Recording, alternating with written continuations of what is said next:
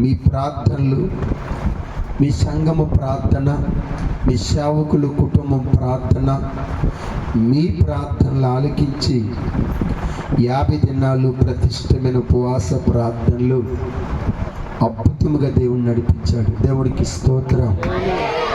హల్లెలూయా, హల్లెలూయా, హల్లెలూయా.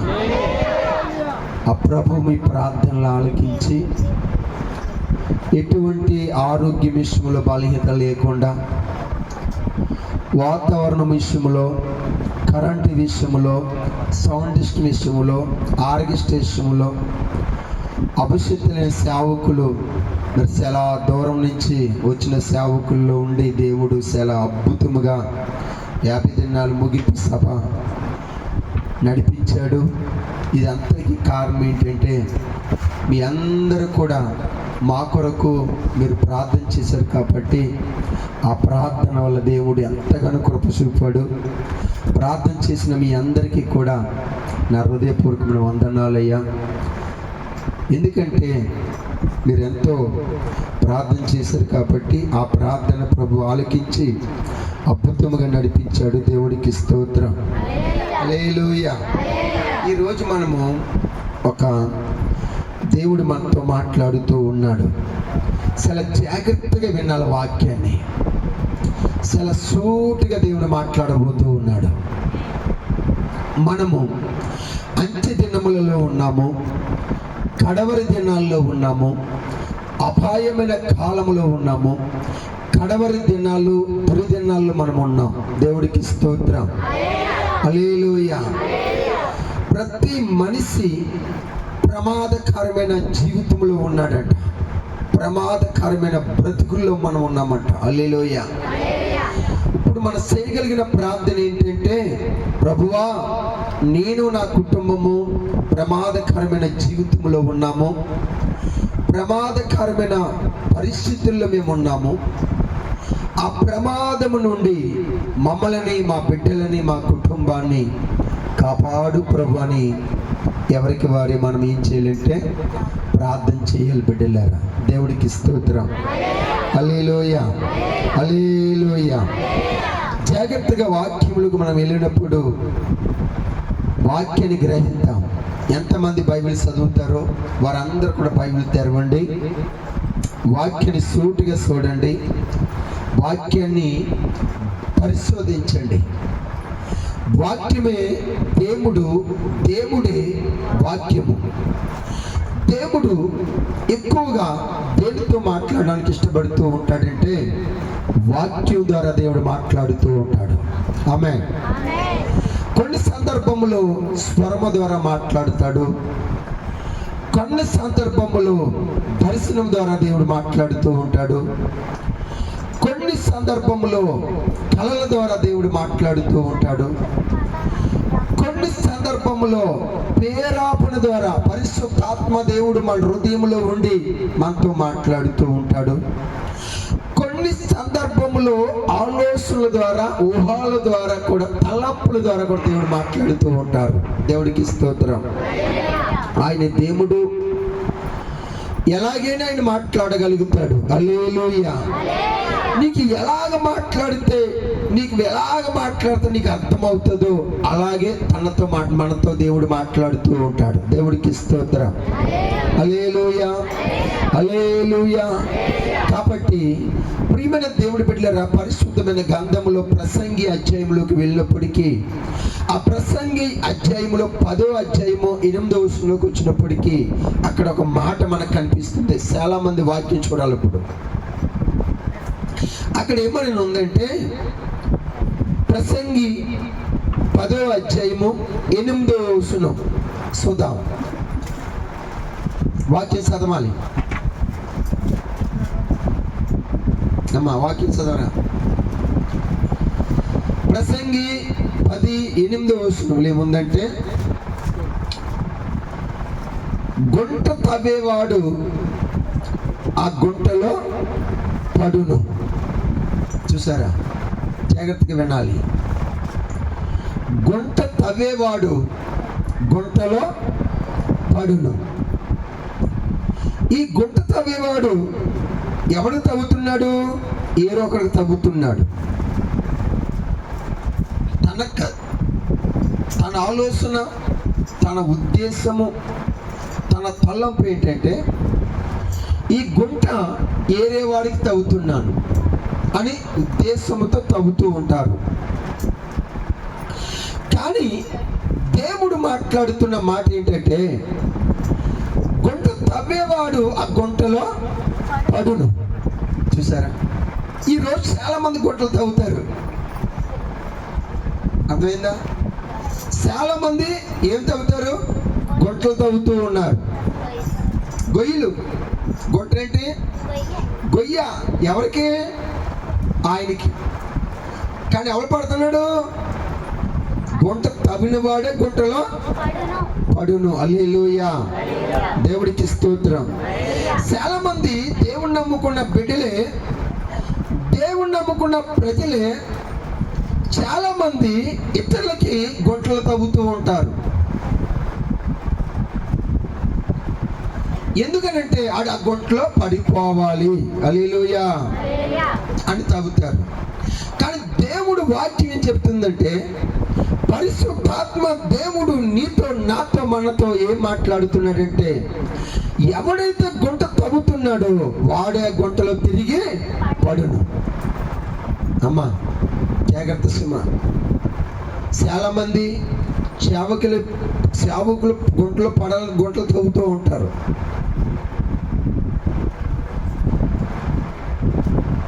చాలా మంది సేవకులు గుంటలు పడిపోవాలని గుంట తవ్వుతూ ఉంటారు,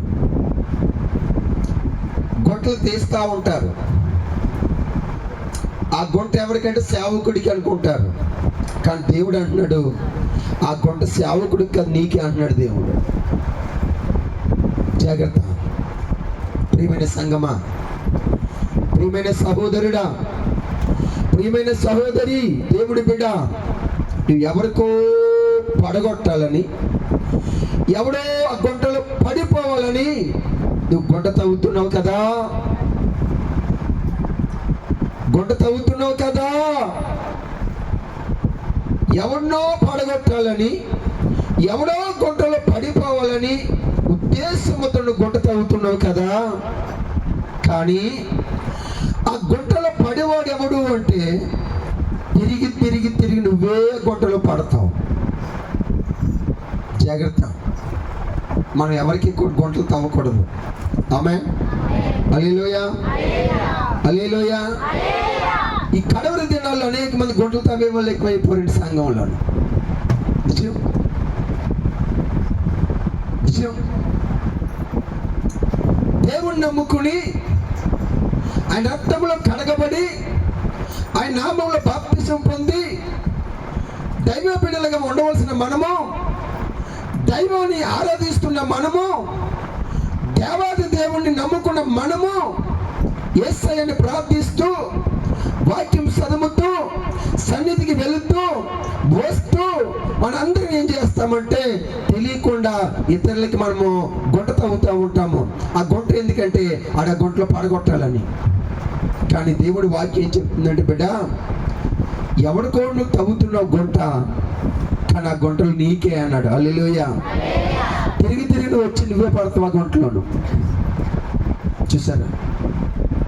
అందుకని మనం ఎవరికి గుంటలో తవ్వకూడదు, మనం ఎవరికి గొయ్య తవ్వకూడదు. ఎందుకంటే నువ్వు తవ్విన గోతులు నువ్వే పడిపోతావు అని చెప్తుంది వాక్యం. దేవుడు నువ్వు ఎవడో పడగొట్టాలని తవ్వుతున్నావు కానీ, ఎవరినో ఆ గుంటలో ముంచేయాలనుకుంటున్నావు కానీ నువ్వు మునిగిపోతున్నావు బాబు, నువ్వు పడిపోతావు బాబు ఆ గుంటలోను. అది నీకేం నష్టం బాబు. కాబట్టి గుంటలు తవ్వడం మానే, గొయ్యలు తవ్వడం మానే. ఎందుకంటే ఆ గోతులు నువ్వే పడతావు తిరిగి తిరిగి అని దేవుడు చెప్తూ ఉన్నాడు.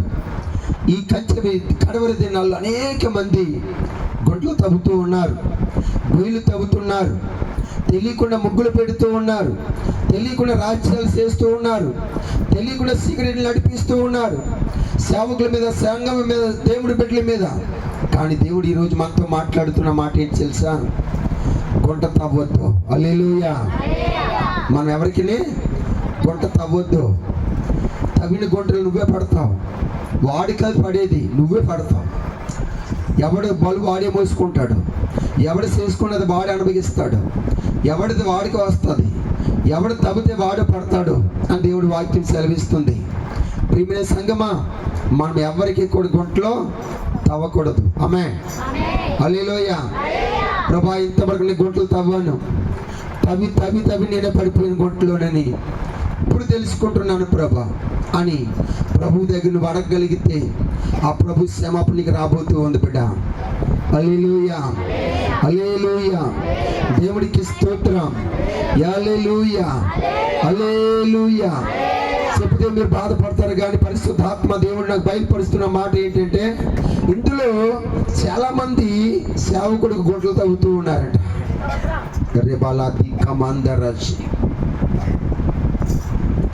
అయ్యా వందనాలని చెప్తున్నావు, మంచిగా ఉన్నావు, కానీ రహస్యంగా గుంటలు తవ్వుతూ ఉన్నావు. తవ్వద్దు అని దేవుడు చెప్తూ ఉన్నాడు. మారు మనసు పొందు, రూపాంతరము పొందని దేవుడు చెప్తూ ఉన్నాడు. బిడ్డ, దయచేసి నువ్వు తవ్వుతున్న గుంటలో నువ్వే పడిపోతావు. అది నీకే నష్టం, అది నీకే నష్టమని పరిశుద్ధాత్మ దేవుడు బయలుపరుస్తున్నాడు. బిడ్డలారా, మనం గుంటలు తవ్వేవారిగా ఉండకూడదు. ఎప్పుడు ఒకరి కోసం మన గుంట తవ్వకూడదు. ఎందుకంటే మనం తవ్వుకున్న గుంటలో మనమే పడతాం. దేవుడు పడేస్తాడంటే రూపాన్ని కదా, ఆయన తీసుకొచ్చి పడేస్తాడంట. ఒరే, నువ్వు తవ్వుకున్నావు కదరా, నువ్వే పడు, ఎవడు పడతాడు?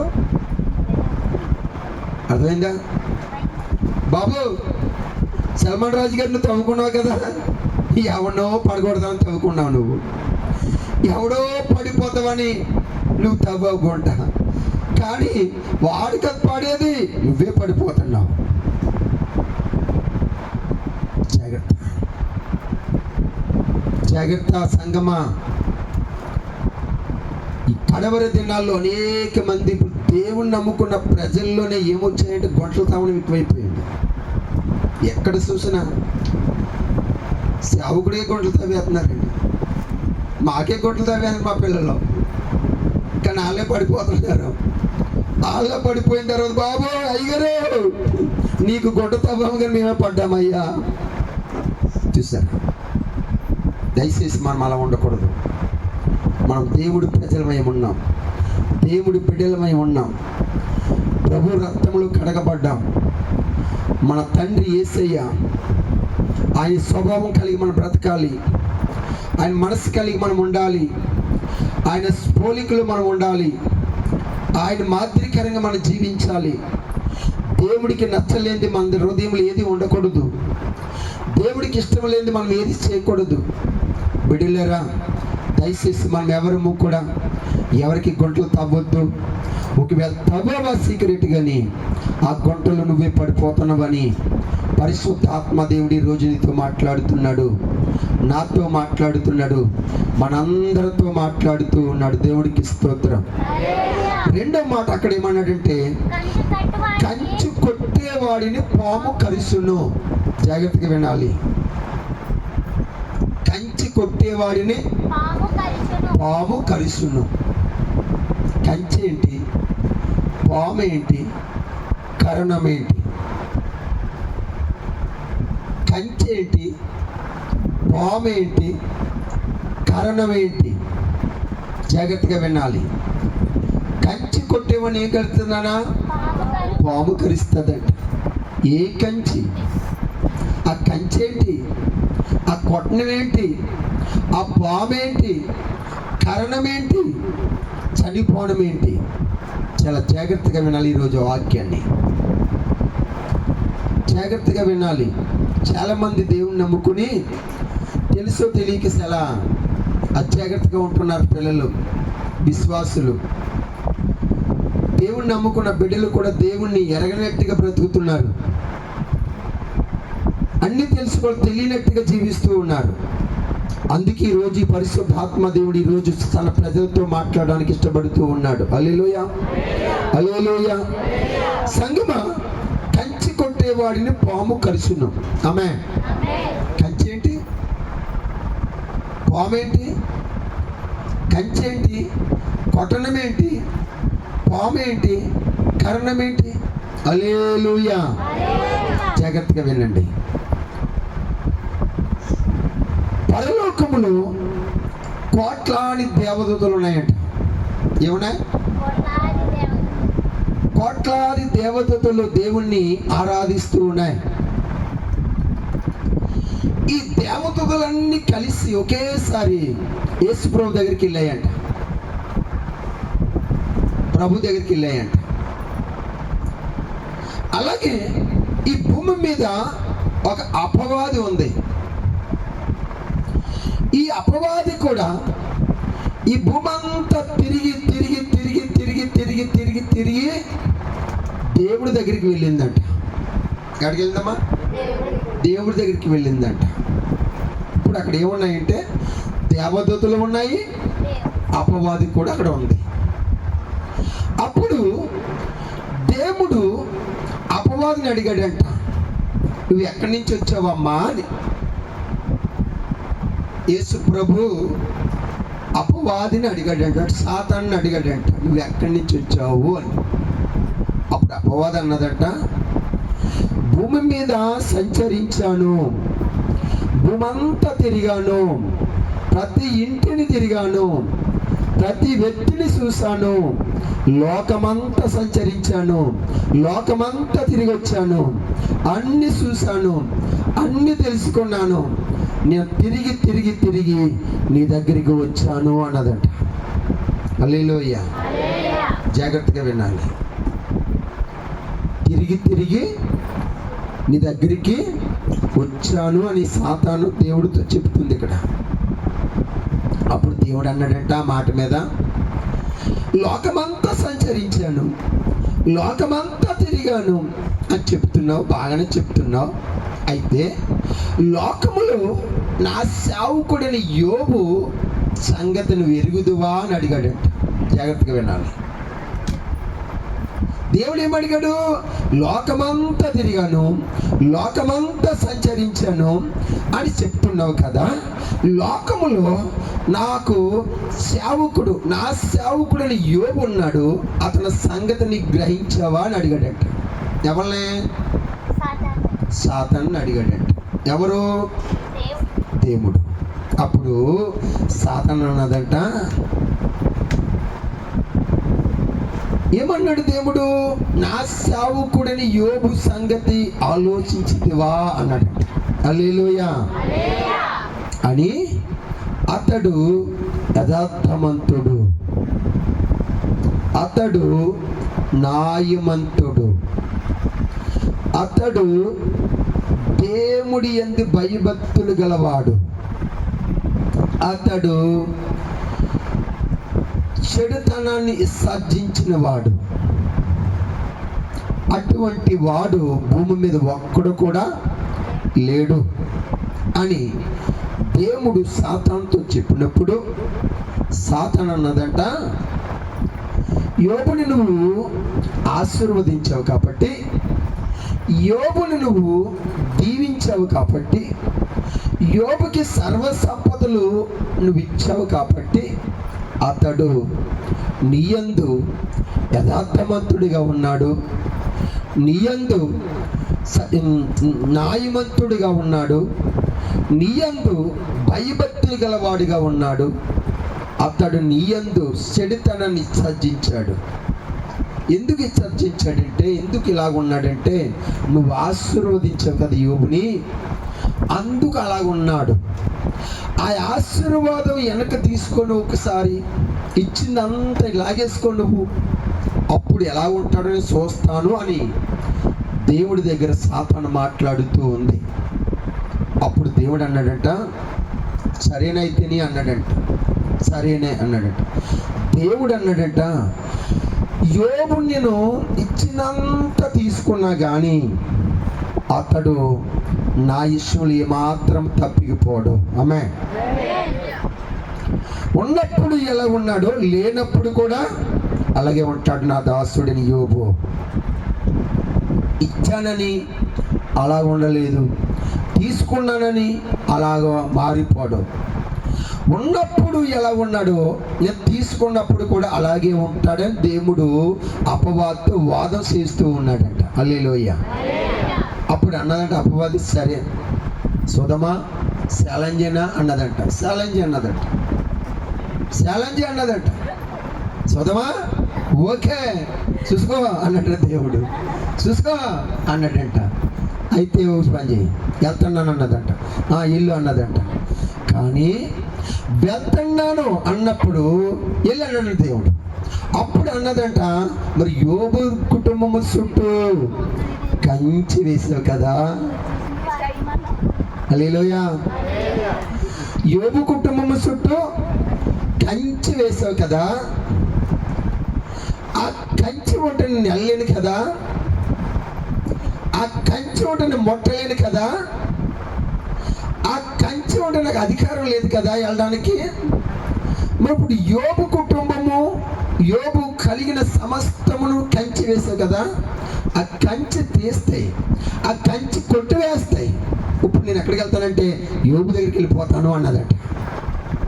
బిడ్డలారా, యేసు రక్తంలో కడగబడిన నీవు, యేసు నామంలో బాప్తిసం పొందిన నీవు, ఏ రోజునైతే నువ్వు బాప్తిసం పొందావో, ఏ రోజునైతే ప్రభువుని రక్షకుడిగా నువ్వు అంగీకరించావో, ఏ రోజైతే విశ్వాసంతో బాప్తిసం పొందావో, ఆ రోజు నీకు దేవుడు ఏమేస్తా తెలుసా? కంచి. ఆమె తప్పని స్తోత్రం చెప్పగలిగా. హల్లెలూయా, హల్లెలూయా, హల్లెలూయా. అమ్మా, దేవుడు నమ్ముకున్న బిడ్డల చుట్టూ, గుడారము చుట్టూ, సరిహద్దుల చుట్టూ, నీకు కలిగిన అంతట్ల చుట్టూ దేవుడు కంచి ఉంటుంది. ఆ కంచి నీకు కనిపించదు, ఆ కంచి నీకు తెలీదు. ఎంతవరకు మనకి దేవుడు మన చుట్టూ కంచేశాడని, మన గుడారము చుట్టూ దేవుడు కంచి ఉందని, మనకు కలిగిన అంతటి మీద కంచి ఉందని, నీ బిడ్డల చుట్టూ కంచి ఉందని ఎంతవరకు నువ్వు గ్రహించగలిగావా? ఏమా గ్రహించారా? చెప్పండి. ఎవరైనా అనుకున్నారా? చెప్పాలి, అవునా కాదా? కంచి ఉంది అని మాకు ఎంతవరకు తెలియదయ్యా, మేము గ్రహించలేదయ్యా అనే వాళ్ళు ఎవరో ఉన్నారు ఇక్కడ. దేవుడికి స్తోత్రం. ప్రియమైన సహోదరుడా, సహోదరి, ప్రియమైన సంగమా, నీ గుడారము చుట్టూ దేవుడి కంచె ఉంది. ఆమె ఆమె ఆమె. ఎందుకంటే నువ్వు దేవుడి బిడ్డవు కదా, రక్షణ పొందవు కదా, నా రక్షణ కర్తని దేవుడు అని విశ్వాసించావు కదా, ఆయన రక్తంలో నువ్వు కడగబడ్డావు కదా, ఆయన నామంలో బాప్తిసం పొందావు కదా. అందుకు దేవుడు ఏం చేస్తాడంటే నీ గుడారము చుట్టూ, నీ చుట్టూ, నీ బిడ్డల చుట్టూ, నీకు పశువులు ఉన్నాయా, గొర్రెలు ఉన్నాయా, మేకలు ఉన్నాయా, ఒంట్లు ఉన్నాయా, ఎడ్లు ఉన్నాయా, పశువులు ఉన్నాయా, ఏమున్నాయో అన్నాట్ల చుట్టూ దేవుడు కంచి మనకుంది. ఆమేన్. హల్లెలూయా, హల్లెలూయా. ఈ కంచి ఉంది కదా, యోబు చుట్టూ నువ్వు కంచేసావు కదా. ఆ కంచి కొట్టేస్తే ఇప్పుడు నేను యోబు దగ్గరికి వెళ్తాను అంటుంది సాతాను. ఆమేన్. అప్పుడు దేవుడు ఏం చేశాడంటే యోబు చుట్టూ ఉన్న కంచి తీశాడు, కంచి తీశాడు, కంచి కొట్టాడు. హల్లెలూయా, హల్లెలూయా. దేవుడికి స్తోత్రం. ఆ కంచి ఇప్పుడు ఏంటంటే అమ్మ పాము అన్నాడు కదా, కంచి కొట్టేవాడిని పాము కరుచును. ఆ పాము ఎవరు అంటే ప్రకటన గ్రంథము 20వ అధ్యాయము 2వ వచనంలో కనపడుతుంది. త్వరగా చూడాలి. ప్రకటన గ్రంథము 2వ అధ్యాయము 20వ అధ్యాయం 2వ వచనం. అక్కడ సమాధానం దొరుకుతుంది. ఏమని ఉందంటే చూడాలి. ప్రకటన గ్రంథము 20వ అధ్యాయము 2వ వచనం. అతడు ఆది సర్పము అనగా అపవాదియు సాతాను అను ఆ ఘట సర్పము. హల్లెలూయా, దేవుడికి స్తోత్రం. అమ్మ, పాము దేనికి సూచనంటే ఈ లోకములో సాతానికి సూచన. ఆమె అమ్మా, పాము దేనికి సూచన? సాతానికి సూచన. అది ఘట సర్పము. చూసారా? అది ఎక్కడ ఉంది? బయట ఉంది. మనం ఎక్కడ ఉన్నాము? అప్పుడు కంచెలోనున్నాము. దేవుడు వేసిన కంచెలో మనం ఉన్నాము. ఈ ఘట సర్పము పాము ఎక్కడ ఉంది? కంచి ఎలుపులో ఉంది, అంటే లోకములో ఉంది, సమాజంలో ఉంది. ఈరోజు చాలా మంది దేవుడు పిల్లలైన క్రైస్తవులైన మనము దేవుడు కంచెలో ఉండవలసిన నీవు నేను మనము కంచెలో ఉండకుండా ఆ కంచెని కొట్టివేసి బయటికి వెళుతూ ఉన్నాం. బయటగా లోకములోకి వెళ్తున్నాం. దేవుడు కంచె నాకు అక్కర్లేదు, దేవుడు కంచె నాకు పని లేదు. దేవుడు కంచెని కొట్టివేసి త్రోసివేసి గట్టివేసి ఆ కంచెని పాడు చేసుకుని అనేక మంది క్రైస్తవులైన దేవుడు ప్రజలు ఆ కంచె దాటి లోకములకు వెళ్ళినప్పుడు ఆ లోకములో ఘట సర్పము అనగా పాము అపవాది కరుస్తూ ఉన్నది.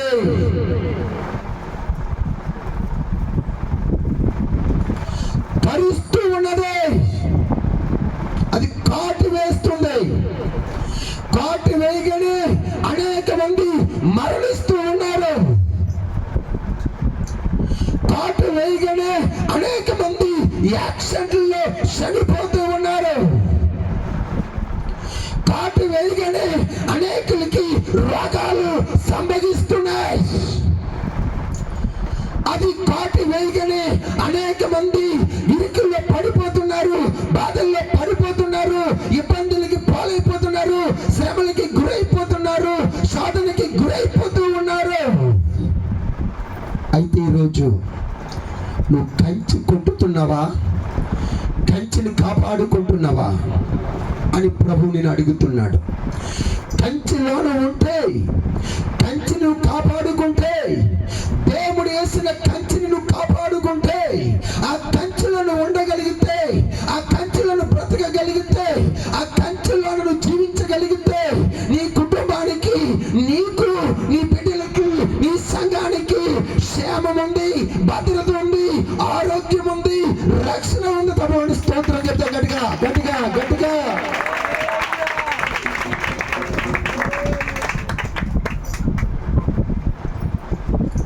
ఆ కంచె యేసుక్రీస్తు ప్రభు. హల్లెలూయా, హల్లెలూయా.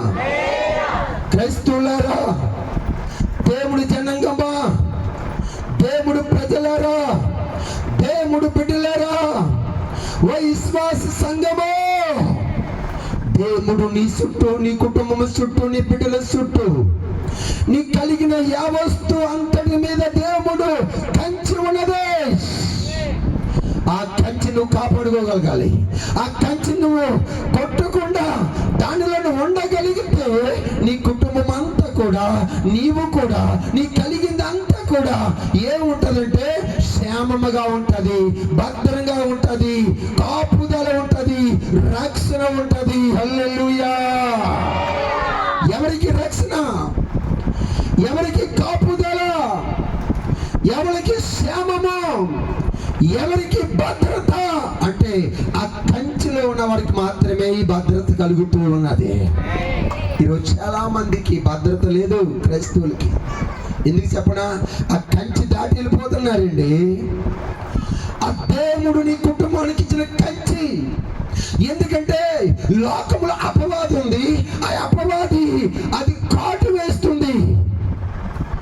అది కాటు వేయకుండా తన ప్రజల్ని కాపాడుకోవడానికి ఆ యేసు ప్రభువారు తన ప్రజల చుట్టూ కంచె వేశాడు.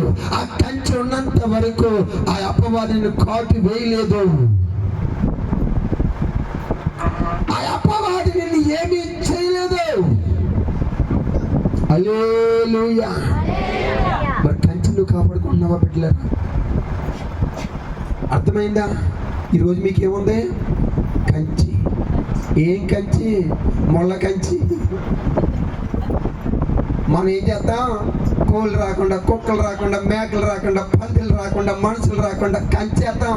ఆ కంచె కాదు, దేవాది దేవుడే సాక్షాత్తంగా నీ కుటుంబం చుట్టూ కంచేసి తప్పని స్తోత్రం చెప్పండి గట్టిగా. హల్లెలూయా. అమ్మా, మరి ఆ కంచె మనం కాపాడుకుంటున్నామా? చెప్పాలి బాబు. దేవుడిని చుట్టూ కంచేశాడు నానా. ఆ కంచె దాటకుండా నువ్వు ఉన్నావా? కంచెలో ఉన్నావా? దాటి వెళ్ళిపోతున్నావా? దాటి వెళ్ళావంటే ప్రమాదం జరుగుతుంది నీకు. ఎందుకంటే కంచి ఎలపల లోకం ఉంది. లోకములు ఏముందంటే అపవాది ఉంది. అపవాది నేను కాటి వేయడానికి చూస్తా ఉంది. ఎప్పుడు ఈ కంచెలోంచి బయటకు వస్తాడో అప్పుడు వెంటనే కాటు వేయాలనుకుంటుంది. జాగ్రత్త, దేవుడు ప్రజలు చాలా జాగ్రత్తగా ఉండాలి. ఆదమ చుట్టూ, అవ్వ చుట్టూ దేవుడు ఏమేశాడు? కంచేశాడు. ఇది దాటి వెళ్ళకూడదు. ఇందులోనే ఉండాలి మీరు, ఇక్కడే ఉండాలి మీరు. అన్నీ ఇక్కడే ఉన్నాయి. తినండి, సుఖించండి, సంతోషించండి, ఆనందించండి, మహిమను పొందుకొని అన్నాడు. కానీ అవేం చేసింది? కంచి దాటి వెళ్ళింది. పాము కరిసింది. స్తోత్రం. కరిసిందా లేదా? కరిసిందా లేదా? ఎందుకు కరిసింది? కంచిలో ఉన్నంత వరకు కరిసిందా? కరిసిందా? ఏమో చేసిందా?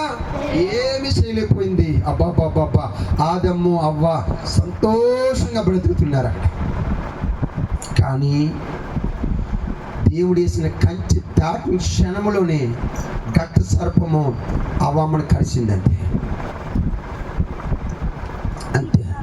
ఎప్పుడైతే అవ్వమ్మను కలిసిందో అవ్వమ్మ ఏం చేసిందంటే ఆత్మీయ స్థితిలో చచ్చిపోయిందంటే, దేవుడి ఇష్టంలో చచ్చిపోయిందంటే. హల్లెలూయా, హల్లెలూయా, దేవుడికి స్తోత్రం. హల్లెలూయా. బాబు, కంచి కొట్టేవాడిని పాము కరిస్తుంది. హల్లెలూయా. దేవుడు వేసిన కంచిని కొట్టుకోవద్దు, తీసివేయొద్దు, త్రోసివేయొద్దు, ఆ కంచెను పాడు చేయొద్దు. ఆ కంచెలోనే నువ్వు ఉండాలి. ఆ కంచెలోని పిల్లలు ఉండాలి. ఆ కంచెలోనే నీ కుటుంబం ఉండాలి.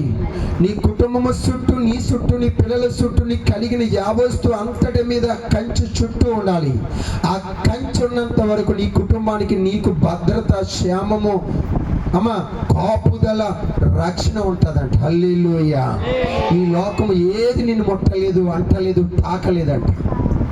కానీ ఎప్పుడైతే ఆ కంచి దాటి బయటికి వెళ్ళవో ఆ అపవాది ఏం చేద్దంటే కాటు వేస్తుందంట. అనేకమైన కాట్లు వేస్తుందంట. ఒక కాటు కదా అది, ఓ కాటు మరణం, ఓ కాటు రోగం, ఓ కాటేమో బలహీనత, ఓ కాటేమో శాపం, ఓ కాటేమో అప్పు, ఓ కాటేమో సమస్యలు, ఓ కాటేమో శోధన. ఇలాంటి ఎన్నో కాట్లు వేస్తుందంట. ఓ కాటేగా అలా చచ్చిపోతారంట, మరణానికి వెళ్ళిపోతారంట. ఇలాంటి కాట్లు అపవాది ఎన్నో లోకములు వేస్తూ ఉంది. దేవుడికి స్తోత్రం. అందుకని ఇప్పుడు మనం ఎక్కడ ఉండాలంటే దేవుడు వేసిన కంచి లోన ఉండాలి. ఆ కంచిను కొట్టకుండా కంచిను కాపాడుకుని ఆ కంచి లోన నీవు, నీ భార్య, నీ బిడ్డలు, నీ కుటుంబము కలిగిందంతా కూడా కంచిలో ఉన్నంత వరకు నీకే హాని కలగదు. ఆమె హల్లెలూయా. నీకేముంటది? భద్రత ఉంటుంది, కాపుదల ఉంటుంది, క్షేమం ఉంటుంది, రక్షణ ఉంటుంది. తప్పని స్తోత్రం చెప్తాం గట్టిగా. హల్లెలూయా. ఇవన్నీ ఎవరికి ఉంటాయంటే కంచి లోనున్న వరకు ఉంటాయంతే. కంచి ఎలపలో ఉన్న వరకు ఉండవు. ఎలపలు ఇవన్నీ పోగొట్టేసుకుంటారు. లోనున్న వరకు భద్రత. దేవుడికి స్తోత్రం. హల్లెలూయా, హల్లెలూయా. దేవుడికి స్తోత్రం. చూడు, యోబు గండం 1:10 అంటున్నాడు. ఏమేశాడు దేవుడు యోబు కుటుంబం చుట్టూ? చూడాలి, త్వరగా చూడాలి. యోబు గండం 1:10 అతను చుట్టూ, తన ఇంటి చుట్టూ, తన గొర్రెల చుట్టూ, తన ఒంట్ల చుట్టూ, తన గాడిద చుట్టూ, తన ఎడ్ల చుట్టూ, తనకి కలిగిన యావస్తు అంతటి మీద దేవుడు కంచి యేసును అని ఉంది అక్కడ. హల్లెలూయా, హల్లెలూయా, దేవుడికి స్తోత్రం. హల్లెలూయా, హల్లెలూయా. ఒకటి యోబు దేవుడు అతడు ఆరోగ్యానికి దేవుడు ఏం చేస్తాడంటే యోబు ఆరోగ్యము చుట్టూ కంచేస్తాడంట. ఆమేన్, హల్లెలూయా. ముందే కంచి యోబు గారు ఆరోగ్యము చుట్టూ కంచి. ఈ రోజు నీ ఆరోగ్యము చుట్టూ కంచి లేదనుకో, నువ్వు హాస్పిటల్ పాలైపోతావు. అమ్మా, ఈరోజు చాలామంది రోగాలతో నిండిపోతున్నారు. ఎందుకని వాళ్ళ చుట్టూ ఏమి లేదు, ఆరోగ్యం చుట్టూ ఏమి లేదు, కంచి లేదు. దేవుడికి స్తోత్రం. హల్లెలూయా. అందుకే కీర్తనలు 34 కీర్తన 7 అంటున్నాడు. త్వరగా చూడాలి. 34:7 యెహోవాయందు భయభక్తులు గలవారు చుట్టూ ఆయన తోటని కావలా ఉంచును. తప్పలోని స్తోత్రం చెప్పండి గట్టిగా.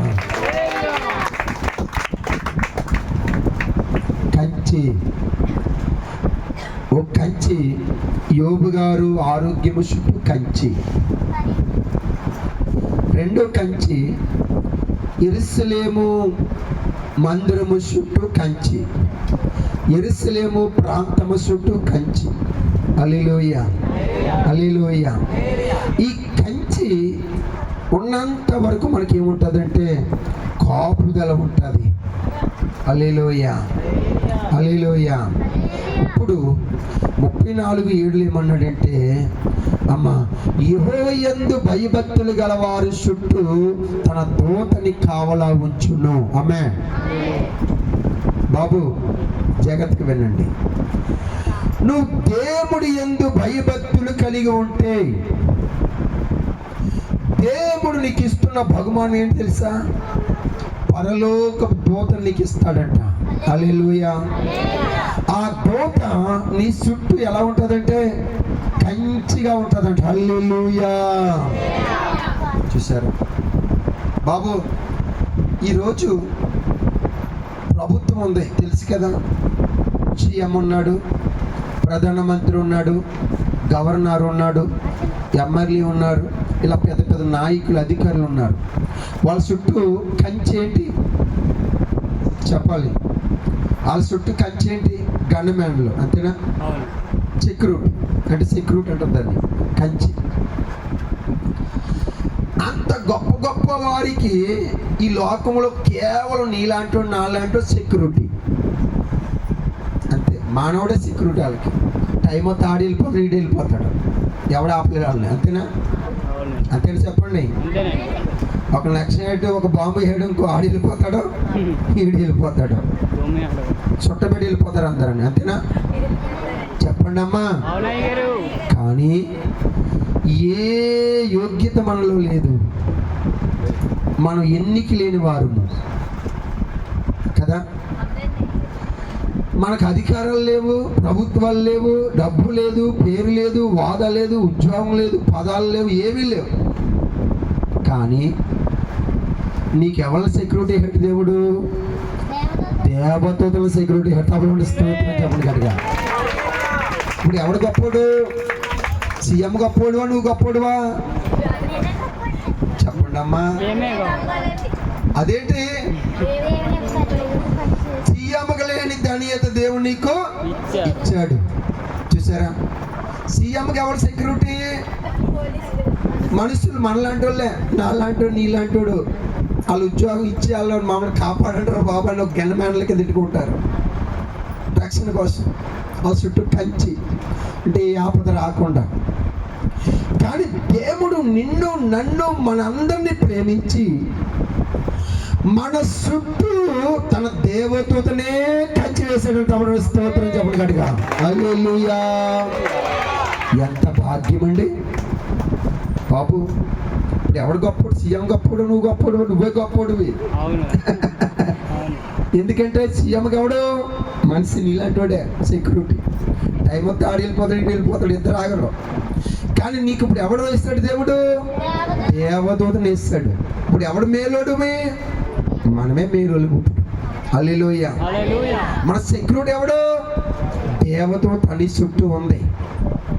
ఎందుకంటే నీకు ఏ ఆపద రాకుండా కాపాడుకోవడానికి, నీ పాదములకు రాయి తలగకుండా, అమ్మా నీ పాదములకు రాయి తలగకుండా తన దూతల చేతులతో ఎత్తు పట్టుకుంటాయంట సెక్యూరిటీ. మరి ఎంత ధన్యత అండి మనకి. చెప్పండి, మీకు ఎప్పుడు గ్రహించారా? నేను ఏమీ లేను, నాకు ఎవరు లేను అనుకున్నావా? లేకపోవచ్చు, ఎవరు లేకపోవచ్చు, డబ్బు లేకపోవచ్చు, పదము లేకపోవచ్చు, వాద లేకపోవచ్చు, పేరు ప్రతిష్ట లేకపోవచ్చు, ఏమీ లేకపోవచ్చు నీకు. కానీ నీ చుట్టూ ఏముంది తెలుసా? దేవదూతే నీకు సెక్యూరిటీగా ఉంది. ఆమేన్. హల్లెలూయా. హల్లెలూయా. దేవుడికి స్తోత్రం. హల్లెలూయా. ప్రభు మనల్ని ఎంతగానో ప్రేమించి మనకు భూమి మీద ఏ అపాయము రాకుండా, ఏ ఆపద రాకుండా, ఈ భూమి మీద ఉన్న అపవాది మనల్ని ఏమి చేయకుండా నీ చుట్టూ దేవుడు దేవదూతని కంచి వేస్తాడు. దేవుడికి స్తోత్రం. ఇప్పుడు నీ చుట్టూ ఏముంది తెలుసా? దేవదూత ఉంది. ఆమేన్. హల్లెలూయా. తప్పకుండా స్తోత్రం చెప్తాం గట్టిగా. మనం అనుకుంటాము నాకెవరూ లేరని నువ్వు అనుకుంటున్నావు. ఒరే బాబు, ఎవరు లేకపోవచ్చు, కానీ దేవుడు మాత్రం నీకు దేవదూతనే కంచి వేశాడు. నీ చుట్టూ దేవదూత ఉంది. ఆమేన్. ఎందుకు? నేను కాపాడుకోవడానికి. ఎంత ధన్యత అండి. గనులకు లేని భాగ్యాన్ని దేవుడు మనకిచ్చాడు బిడ్డలారా. ఆమేన్. హల్లెలూయా. గనులకు లేని భాగ్యాన్ని దేవుడు నీకు ఇచ్చాడు బిడ్డలారా. దేవుడికి స్తోత్రం. నువ్వు దైత్రుడు అవ్వచ్చు, పేదవాడు అవ్వచ్చు, దిక్కులేని వాడు అవ్వచ్చు, అనాథ అవ్వచ్చు, ఒంటరి వాడు అవ్వచ్చు, తోడు లేని వాడు అవ్వచ్చు, డబ్బు లేని వాడు అవ్వచ్చు. కానీ దేవుడు నేను ఎంతగానో ప్రేమించి నిన్ను కాపాడుకోవడానికే దేవదూతని దేవుడు నీకు చుట్టూ కంచి వేశాడు. తమలోని స్తోత్రం చెప్పండి గట్టిగా. హల్లెలూయా. ఎంత గొప్ప దేవుడండి మన దేవుడు. చెప్పండి, ఎంత గొప్ప దేవుడమ్మా. నీ కొడుకు రమ్మంటే రాడు. ఒకడా నేను రానా ఇలా అంటాడు. నవమాసాలు కన్న కొడుకు నీ మాట ఉంటాడు. నీ కూడా రాడు. నేను ఎక్కడ తీసుకెళ్ళమన్నా నేను రానా, నడిచెళ్ళు, వెళ్ళేవా, తిన్నావా అంటాడు. కానీ దేవుడు నిన్ను నన్ను ప్రేమించి మన రక్షణ కొరకు, మన కాపుదల కొరకు, మన భద్రత కొరకు, మన క్షేమము కొరకు దేవాది దేవుడే తన దూతను మన చుట్టూ కంచి వేశాడు. హల్లెలూయా. హల్లెలూయా. దేవుడికి స్తోత్రం. హల్లెలూయా. హల్లెలూయా. దేవుడికి స్తోత్రం. హల్లెలూయా. యోబు గారు అతడు అనగా యోబుకి ఆరోగ్యము చుట్టూ దేవుడు కంచి వేశాడట. దేవుడికి స్తోత్రం. మరి ఆరోగ్యం చుట్టూ దేవుడి కంచి ఉందా? నీ ఆరోగ్యం చుట్టూ దేవుడు కంచి లేకపోతే నువ్వేమైపోతావు తెలుసా? రోగువైపోతావు, హాస్పిటల్ పాలైపోతావు. ఇంక రోజు మందులే, చచ్చిపోయే వరకు మందులే. ఎందుకని? ఆరోగ్యము చుట్టూ దేవుడు కంచి లేకపోతే రోగులమైపోతాం, బలహీనమైపోతాం, మంచం పట్టేస్తాము. ఇంక రోజు మెడిసిన్ వేసుకుంటే లెగుతావు, మెడిసిన్ వేసుకోకపోతే తొంగినే ఉంటావు అంతే. అయితే దేవుడు యోబు గారికి మొదట చేసింది ఏంటంటే అతడు ఆరోగ్యము చుట్టూ దేవుడు కంచేశాడంట. దేవుడికి స్తోత్రం. అందుకన్నాడు సామెతల గ్రంథము 3:8 అంటున్నాడు. సామెతల గ్రంథం 3:8 అంటున్నాడు, అప్పుడు నీ దేహానికి ఆరోగ్యము, నీ ఎముకలకి సత్తువ కలుగును. ఆమేన్. హల్లెలూయా. బాబు, నీ దేహానికి ఆరోగ్యం ఉండాలంటే, నీ ఎముకలకి సత్తువ ఉండాలంటే నువ్వు దేవుడి యందు భయభక్తులు కలిగి ఉండాలి. ఉన్నారా? అయ్యా, మేము దేవుని నమ్ముకున్న కాడి నుంచి దేవుడి యందు భయభక్తులు కలిగి అన్నీ మానేసి ప్రభు కోసమే బ్రతుకుతున్నామయ్యా అన్న వాళ్ళు ఎంతమంది ఉన్నారు ఇక్కడ? చెప్పాలి. హల్లెలూయా. బాబు, సంఘం ఇలా చూడండి, నీ దేహానికి ఆరోగ్యం ఉండాలంటే, నీ ఎముకలకి సత్తు ఉండాలంటే ఎప్పుడు ఉంటుందో తెలుసా? నువ్వు దేవుడి యందు భయభక్తులు కలిగి ఉండాలి. బాబు, భయం ఉంటే, భక్తి ఉంటే నీ దేహానికి ఆరోగ్యం ఉంటుంది, నీ ఎముకలు బలముగా సత్తువుగా ఉంటాయి. ఆమేన్. ఈరోజు చాలామందికి దేహానికి ఆరోగ్యం లేదు, ఎముకలు చత్తుగిలిపోయి సత్తువును కోల్పోయాయి. చాలామంది పైకి అలా మనిషిలా ఉన్నారు కానీ లోనంతా ఏమీ లేదు. నా ఎముకలు బలహీనైపోయాయ్యా, నా ఆరోగ్యము బలహీనత అయిపోయింది అయ్యా అని చెప్తున్నారు. అయితే ఈరోజు దేవుడు మనతో చెప్తున్న మాట ఏంటంటే, బిడ్డలారా, క్రైస్తవులారా, ఒక మనిషి దేహానికి ఆరోగ్యం ఉండాలంటే, ఒక మనిషి ఎముకలు సత్తువుగా ఉండాలంటే, నువ్వు దేవుడి యందు భయభక్తులు కలిగి బ్రతుకుతూ ఉన్నప్పుడు దేవుడు నీ దేహానికి ఆరోగ్యమును, నీ ఎముకలకి సత్తువును ఇస్తాడంట. ఆమేన్. హల్లెలూయా. హల్లెలూయా. హల్లెలూయా. హల్లెలూయా. దేవుడికి స్తోత్రం. ప్రభు అంటున్నాడు, ఈరోజు నీకు ఆరోగ్యం కావాలా? నీ దేహానికి ఆరోగ్యం కావాలా? నీ దేహానికి ఎముకలకి సత్తువు కావాలా? సత్తువు ఉండాలంటే, నీ దేహానికి ఆరోగ్యం ఉండాలంటే, నువ్వు ఆరోగ్యమంతుడుగా ఉండాలంటే, ఆరోగ్యమంతురాలిగా నువ్వు ఉండాలంటే నీవు నా యందు భయభక్తులు కలిగి ఉండాలి అని చెప్తుంది వాక్యం. హల్లెలూయా. మరి ఉంటామా? చెప్పండి. భయము భక్తి లేకపోతే ఆరోగ్యం చెడిపోద్దట, ఈ దేహం పాడైపోద్దట, ఎముకలు పాడైపోతాయంట. దేవుడికి స్తోత్రం. హల్లెలూయా. హల్లెలూయా. దేవుడికి స్తోత్రం. హల్లెలూయా. అమ్మా, ఈ దేహం ఎవరిదంటే దేవుడిచ్చింది నీకు. నీ దేహమే దేవుడు ఆలయము. ఆమేన్. దేవుడు మందిరాల్లో కూడా ఉండేది, అక్కడ ఇక్కడ కాదు. నీ దేహములోనే, నీ దేహమనే ఆలయంలోనే దేవుడు నివాసించాలని కోరుకుంటూ ఉన్నాడు. తమోడి స్తోత్రం చెప్పండి గట్టిగా. హల్లెలూయా. హల్లెలూయా. నీ దేహము దేవుడిచ్చిన అనుగ్రహించింది. ఇది నీకు దేవుడు అనుగ్రహించాడు. ఎందుకు అనుగ్రహించాడంటే, దేవుడు ఈ దేహాన్ని ఆలయముగా చేసుకుని ఆ ఆలయములో నివాసం చేయాలని దేవుడు కోరుకుంటూ ఉన్నాడు. అందుకే దేవుడు అంటున్నాడు, నీ దేహాన్ని ఆరోగ్యముగా ఉంచుకో, నీ ఎముకలని సత్తువుగా ఉంచుకో. అత్తు ఉండాలంటే నువ్వు నా యందు భయభక్తులు కలిగి ఉన్నప్పుడు నీ దేహానికి ఆరోగ్యము, నీ ఎముకలకి సత్తువు ఇస్తాను. ఈరోజు చాలా మందికి ఆరోగ్యం లేదు, చాలా మందికి ఎముకల్లో సత్తువు లేదు. ఎందుకు లేదు? ఎందుకు ఆరోగ్యం పాడైపోయింది అంటే, మన దేవుణ్ణి నమ్ముకున్నాము కానీ, వస్తున్నాము కానీ, వింటున్నాము కానీ, అమ్మ ఆరాధిస్తున్నాము కానీ ఏమి లేదు, భయం లేదు. దేవుడి భయం ఉందా? భక్తి ఉందా? భక్తి ఉంటే భయం ఉండదు, భయం ఉంటే భక్తి ఉండదు. ఏదో చెప్పు ఉంటుంది మనకి కదా. చెప్పండి. ఒకడు భయం ఉందనుకో, అది భక్తి ఉండదు.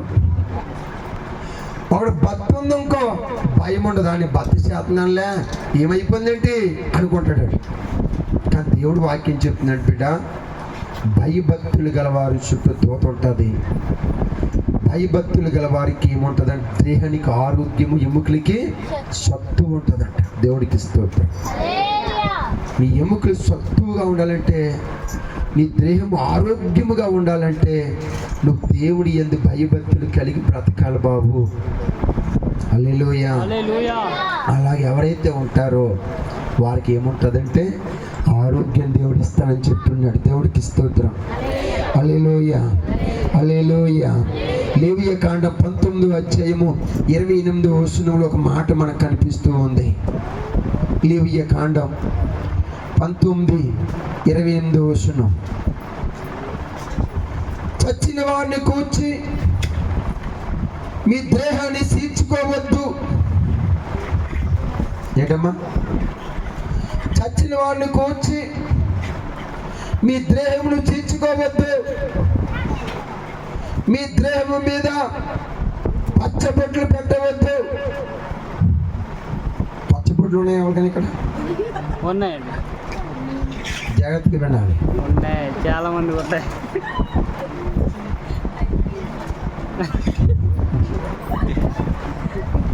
ఇది కూడా దేవుడికి కావాలా? నా దేహము, నా ఒళ్ళు, నా శరీరం, నా ఇష్టం పచ్చబొడుకో ఎర్రబొట్టెట్టుకుంటాను, ఆయనకి ఎందుకు అనుకుంటున్నావా? జాగ్రత్తగా వెళ్ళండి. దేవుడు వాక్యం చెప్తుంది తెలుసా బిడ్డ? చచ్చిన వారిని కూర్చి మీ శరీరంను చీల్చుకోవద్దు. ఉందామా లేదమ్మా వాక్యంలో? 28వ వచనం ఏముంది? చచ్చిన వారి కొరకు మీ దేహమును చీల్చుకోవద్దు. పచ్చబొట్లు మీ దేహమునకు పొడిపించుకోకూడదు.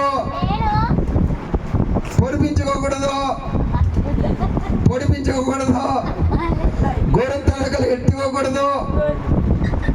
రంగులు వేసుకోకూడదు. అంటే ఇది కూడా దేవుడు కావాలా అని అనుకుంటారు చాలా మంది.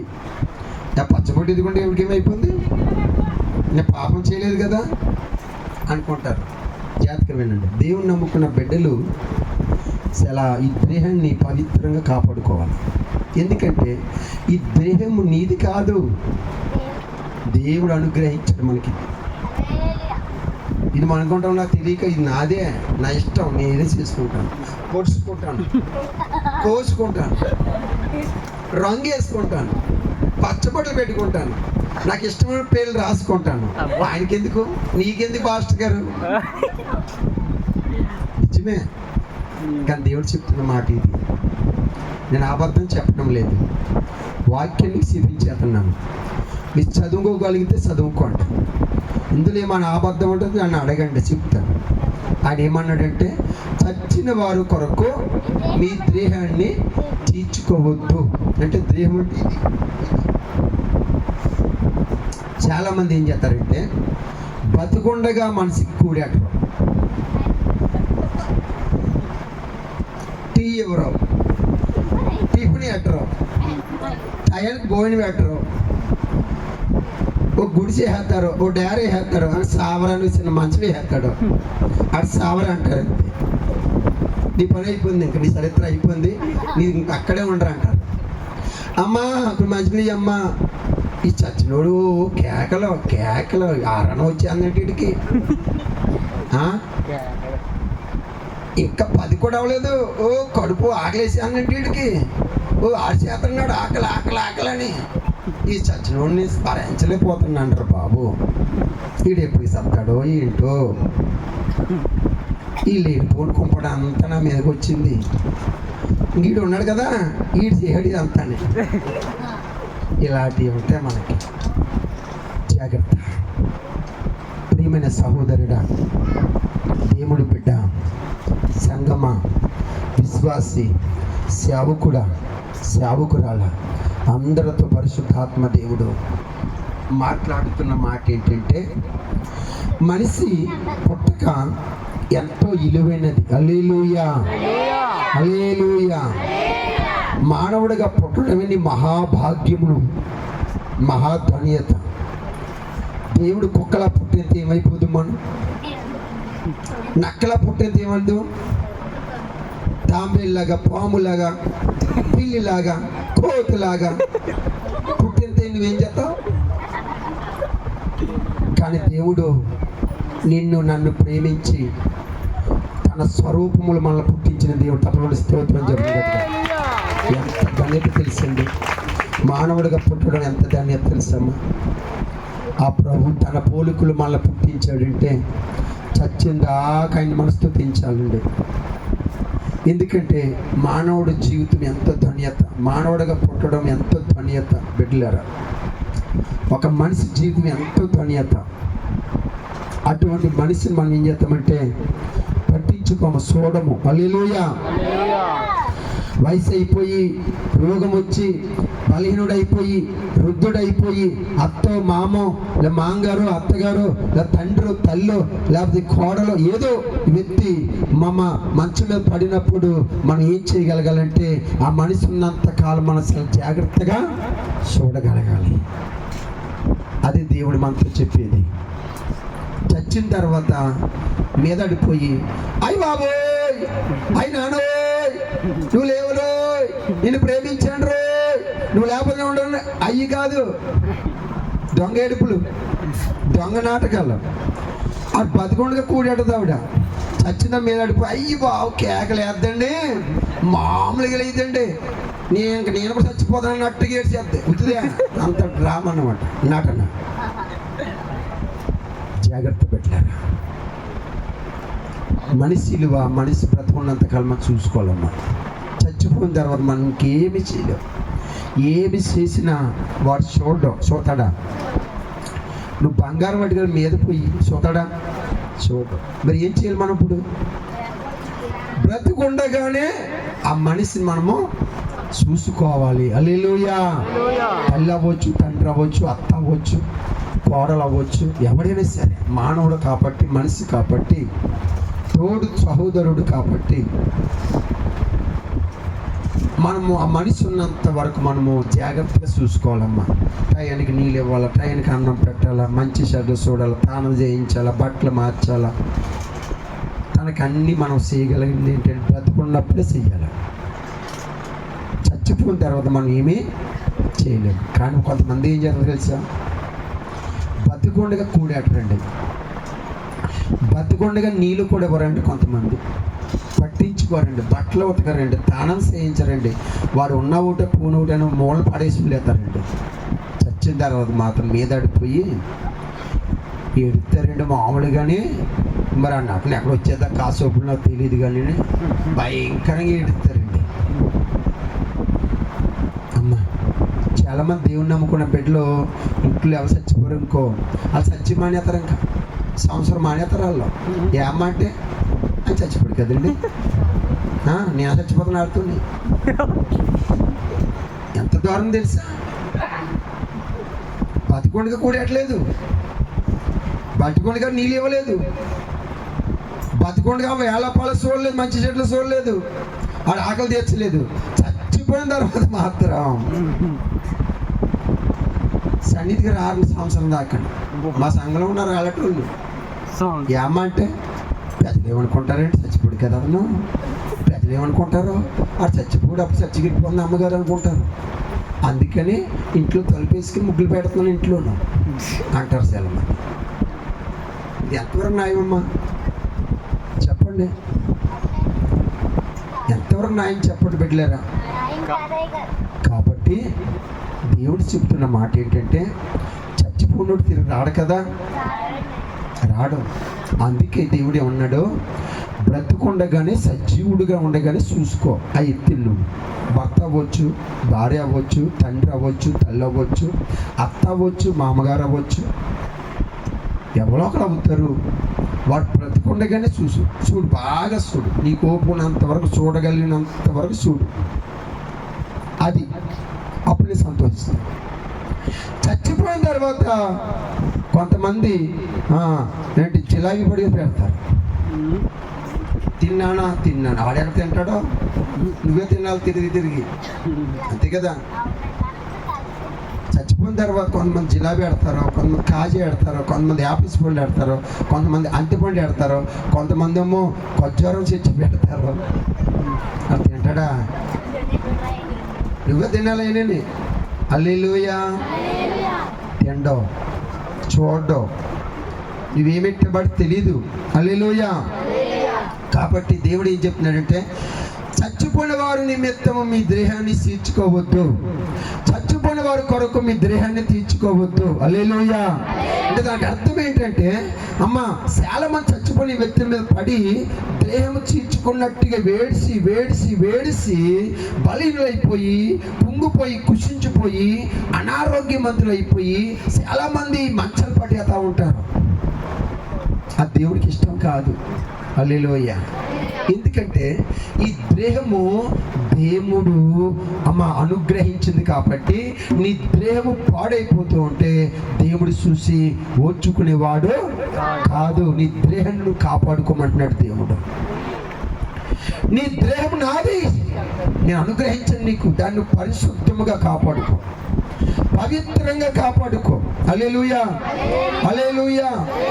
దాన్ని ఆరోగ్యముగా కాపాడుకో, అది పరిశుద్ధముగా ఉంచుకో. ఎందుకంటే నీ దేహములో నేను ఉంటాను, నీ దేహమే నా ఆలయం అన్నాడు, నీ దేహములో నేను నివసిస్తానన్నాడు. హల్లెలూయా. అందుకని చచ్చిపోయిన వారి నిమిత్తము మన దేహాలు మనం ఎంత మాత్రం కూడా తీర్చుకోకూడదు. హల్లెలూయా. చాలా మంది గుండు కొట్టుకుని దొర్లి దొర్లి దొర్లి ఏడ్చేస్తారండి,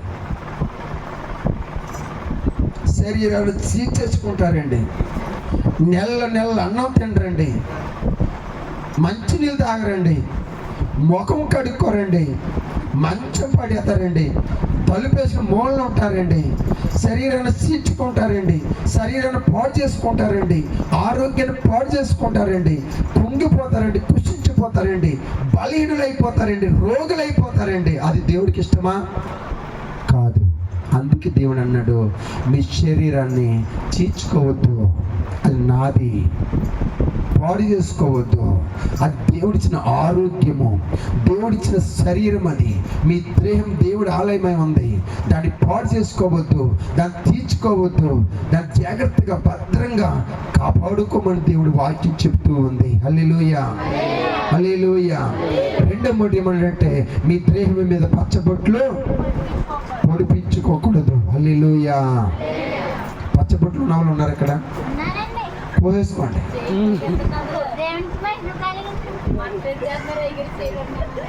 బట్టలుగా పెట్టండి. గుడ్డోడు కదా నేను గుడ్డోడినా? దేవుడు గుడ్డోడేనా?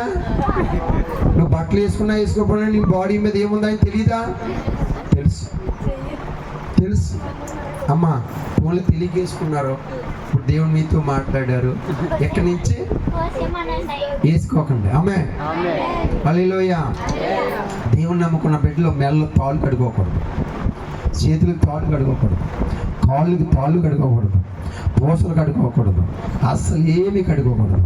ఈ దేవుడిచ్చిన దేహం కాబట్టి దీన్ని పరిశుద్ధముగా కాపాడుకోవాలా, నీట్గా ఉంచుకోవాలా, శుభ్రంగా ఉంచుకోవాలా, నైస్గా ఉంచుకోవాలా, చాలా శుభ్రంగా దీన్ని కాపాడుకోవాలి. ఎందుకంటే దేవుడు నీ దేహములో నివసించడానికి ఇష్టపడుతూ ఉన్నాడు. ఆమేన్. హల్లెలూయా. మరి దేవుడు ఉండే ఇల్లు ఎలా ఉండాలి? మనుషులు మనం ఈ ఆలయమే ఎలా ఉంది, మరి దేవుడు ఉండే ఇల్లు ఎలా ఉండాలి? చాలా పరిశుద్ధముగా, పవిత్రముగా, యథార్థముగా, ఆరోగ్యముగా నీ దేహం ఉన్నప్పుడు దేవుని దేవుడుగా ఉంటాడు. హల్లెలూయా. కాబట్టి పచ్చబొట్లు పెట్టుకోకండి, మీ దేహము చీల్చుకోవద్దు. హల్లెలూయా. ఒక వ్యక్తి సమాధుల్లోకి వెళ్ళి పిచ్చోడైపోయి బట్టలను తీసుకుని రాళ్ళు తీసుకుని దేహమంతా చీల్చుకుని రక్తము కాచుకుని కేకలు పెడుతూ ఉన్నాడట. ఎక్కడ? సమాధుల్లో. ఆ దేవుడికి ఇష్టమా? చెప్పమ్మా. దేవుడు తన దేహములా నీకు దేహం ఇస్తే దాన్ని పాడు చేస్తావా? నువ్వు రాళ్ళతో గీసుకుంటావా? కత్తులతో కోసుకుంటావు కొంతమంది. ఏలియా కాలములో బయలుదేవతలు 400 మంది, ప్రవర్త ఇది ఒక్కడే. ఎంతకాలము రెండు మనసులు కలిగి ఉంటారు? మీ దేవుడా మా దేవుడు నిరూపించుకుందాం రండి అని ఈలే భక్తుడు అన్నాడు. ఓకే అన్నారు. ముందు అవకాశం వాళ్ళకి ఇచ్చాడు. 400 మంది బయలుదేవత పూజించేవారు బలిపీఠం మీదకి రమ్మని ఆ దేవతను పిలుస్తూ ఉన్నప్పుడు ఆ దేవత రావడం లేదు. ఇంకా రాకపోవడం వల్ల వీళ్ళకి ఏమైందని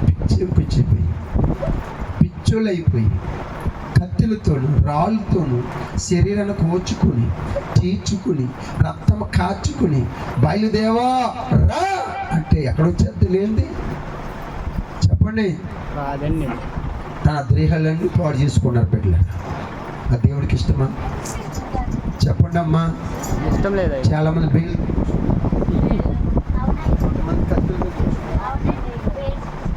ఆ దేవుడికి ఇష్టమా? దేవుడి పిల్లలు అలా సేవించాము.